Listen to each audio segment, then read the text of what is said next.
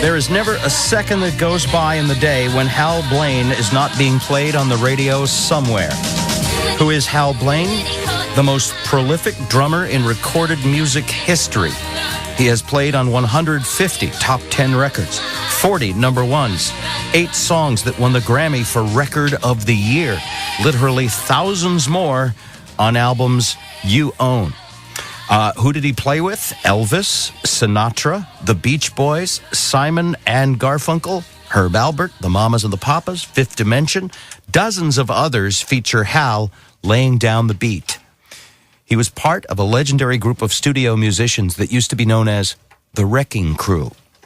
And he's the subject of a documentary with that same group that is screening as part of the Seattle International Film Festival. This, ladies and gentlemen, is music history and music present. You can see the movie Friday night at 9:30 or Monday at 4 o'clock, and you can also meet Hal at a very special drum clinic that he'll be leading at 7 o'clock tonight at Don Bennett's Drum Studio in Bellevue.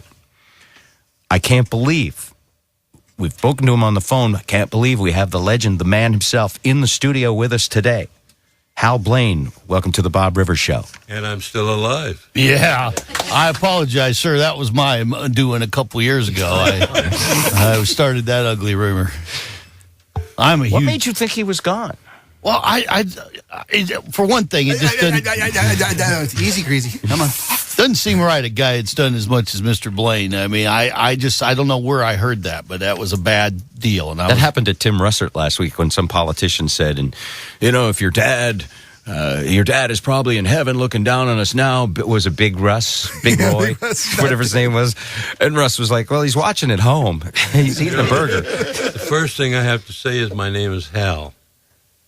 I can't stand Mr. Blaine. Okay.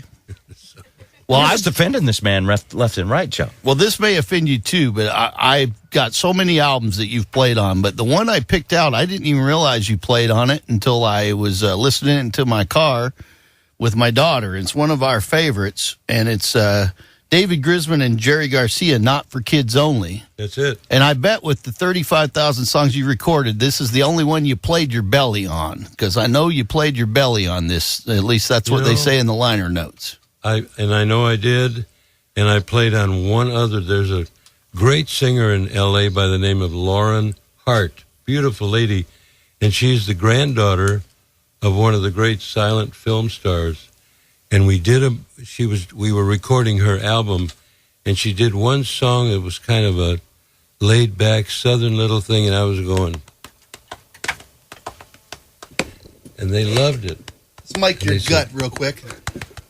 And they said, let's do that. And I did it on that. Now, have you slapped anything worse on a record that we don't want a demonstration today? Her name I don't was... think so. I don't think so. A woman, perhaps? Perhaps a lawyer at times, but... Hal Blaine. Hal, you are going to, in a few minutes, jam with Mike Huckabee and a guitarist that you probably have never met, our own Dudley Taft. Have you met Dudley before? I met Dudley, yeah. Oh. Yeah. And you guys are going to play a couple of songs for us. Are these songs that you played on the original records? I don't think so. Those were really early Elvis stuff. I joined Elvis when he got out of the Army. What year was that? Whatever year that was, and I started doing his movies. So all that stuff that we did record. But most recently, a little less conversation was a worldwide hit. Yes, that's you. It was one of the great songs that we did on the '68 comeback special. It was really great. Is it a lot like what's it like for you to listen to an oldies station knowing that every 15 minutes or so you're going to be on it? Is it weird, or it's not weird, but it's weird. I mean, yeah. All of a sudden you hear 3, 4, 5 records in a row that you played on. And the jocks don't even know it, or whoever's, dropped the needle drop, they don't even know who they're, about who played on what records. That's what's so nice about this new Musicians Hall of Fame in Nashville, where some of us were just inducted. It's all about the musicians. Tell us about the Wrecking Crew. Well, yesterday we were talking to our band members about you, by the way, and Jeff Caven, our drummer, went, "Whoa, Hal Blaine, he's going to be in the studio." And someone else said, "Oh, Hal Blaine," and Jeff was like, "He's on everything. He was part of the Wrecking Crew." And to the musicians out there, the Wrecking Crew itself, I could see, was very legendary. What was it? Well, it all happened in the very early 60s. We came along, a bunch of guys in T-shirts and Levi's, and we were doing a lot of demos, Glenn Campbell, myself, Leon Russell. There were a number of guys, Lyle Ritz, who lives in Portland now. We were doing demos for songwriters, and a lot of the demos ended up being masters and became big hits. And all of a sudden, everybody wanted us. And the older, established musicians used to look at us, they're wearing their blue blazers, and they used to say, "These kids are going to wreck the business." And I just started automatically. Wait a minute, you were being treated like later on, like the drum machine would be treated, as taking work away from other people. Where's the tie? Where's the respect? That's funny. That was part of it. But the thing was, they hated us until they realized that we all had degrees in music. We could read music. We were composers, arrangers, conductors. We'd studied it all, sight reading, sight singing. It goes on and on. I don't know if you know this either, Hal, but you're on the number 2 record in the country right now. If you look at the Billboard charts, Frank Sinatra, the very best, is number 2 in the country. Sold 100,000 copies last week. Oh, my God. So you're back on the Billboard charts. Plus some more. I bought some of those stamps with his picture on them. Another story. My mother, when I was a child growing up, she would say, "Someday, my boy, you'll grow up, you'll meet Shirley Temple, you'll get married, and you'll be all set for life."